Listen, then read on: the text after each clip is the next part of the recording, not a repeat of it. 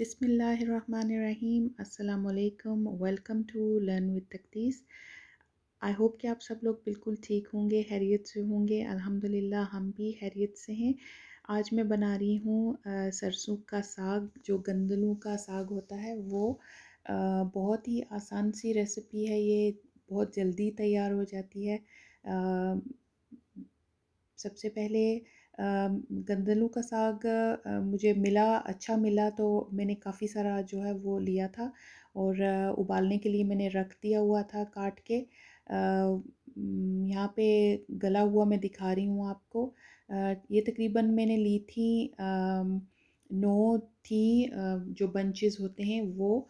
मैंने काफ़ी सारा लिया था, इसको मैंने काट के सारे का सारा और उसको गलने के लिए रख दिया था। तकरीबन 45 मिनट्स तक या 30 मिनट्स तक आपने इसको गलाना है। मैंने थोड़ा मोटा मोटा काटा था इसको, क्योंकि मुझे इसको बिल्कुल जैसे वो पीस के पेस्ट बना देते हैं उस तरह से नहीं इसको पकाना था। मुझे इसकी गंदलें जो थी वो साबुत रखनी थी। तो इस वजह से मैंने इसको थोड़ा मोटा काटा था, ताकि वो नज़र आए जो डंडियाँ होती हैं साग की, वो और पत्ते जो हैं वो खड़े खड़े से रहें। बिल्कुल इसको पेस्ट नहीं बनानी थी, इसलिए मैंने इसको काट के तो गलने के लिए रखा था। इसको गलने में थोड़ा टाइम लगेगा, 30 मिनट से 40 मिनट डिपेंडिंग। मेरा काफ़ी ज़्यादा था इसलिए ज़्यादा देर लगी। अगर आप थोड़ा बनाएंगे तो जल्दी गल जाएगा। तो पूरा जो लहसुन का एक बल्ब था उसको मैंने साफ़ करके तो उसको श्रेड कर लिया था, पीस भी सकते हैं इसको, वो पूरा डाला था। और 1 इंच का टुकड़ा मैंने इसमें अदरक का डाला था। आप अपनी मर्ज़ी से अपने टेस्ट के अकॉर्डिंग भी इसको डाल सकते हैं। मुझे इसको थोड़ा सा स्ट्रॉन्ग टेस्ट का बनाना था, मतलब थोड़े से ज़्यादा फ्लेवर्स चाहिए थे मुझे इसके अंदर, साग के अंदर। तो मैंने पूरा बल्ब डाला था। आप चाहें तो इसको कम भी कर सकते हैं और अपने टेस्ट के अकॉर्डिंग इसको मज़ीद भी डाल सकते हैं। मैंने जैसे कि बताया कि मैं आधे को तड़का लगा रही हूँ, आधा मैंने रख दिया था। तो ये आधे के लिए मैंने प्रिपरेशन की है। साग को गलाते हुए मैंने 1 टीस्पून जो है नमक उसके अंदर भी शामिल किया था, पानी के अंदर।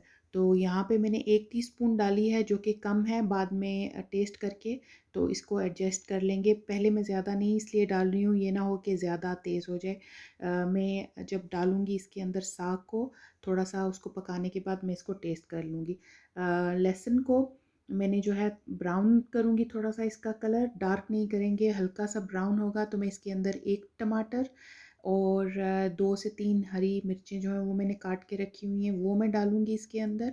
और इसके साथ जो है वो थोड़ा सा जब टमाटर सॉफ्ट हो जाएगा तो इसके अंदर जो है आप चाहें तो पानी डाल लें, ताकि अच्छे से टमाटर जो है वो गल जाए। इसके अंदर मैंने थोड़ा सा पानी डाला है। तो इसके अंदर जो होती है मिर्चें, फ्लेक्स जो होती हैं, चिली फ्लेक्स, वो मैं इसके अंदर डालूँगी।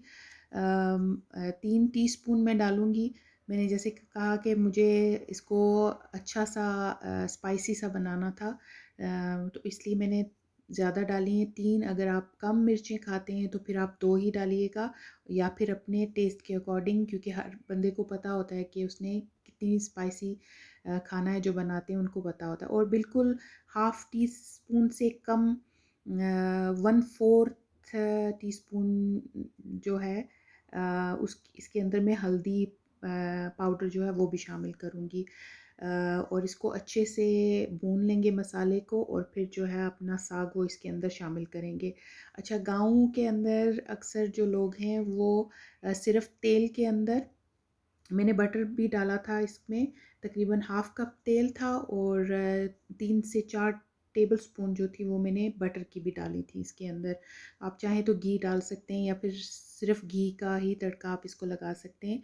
तो गाँव के अंदर जो है वो देसी घी इस्तेमाल करते हैं, और सिर्फ़ घी के अंदर जो चिली फ्लेक्स होती हैं वो सिर्फ़ डाल के थोड़ा सा उनको पका के, तो साग उसके अंदर डाल के, जो गंदलों का साग होता है सरसों का, या कोई भी गंदलें, काफ़ी सारी गंदलें जो हैं वो मिलती हैं इस सीज़न में। तो पाकिस्तान, इंडिया में बहुत तरह के साग पकते हैं। तो वो डाल के तो भून के बगैर किसी चीज़ के, ना ही तो मसाले डाले जाते हैं और ना ही अनियन या प्याज या लहसुन कुछ भी नहीं डाला जाता।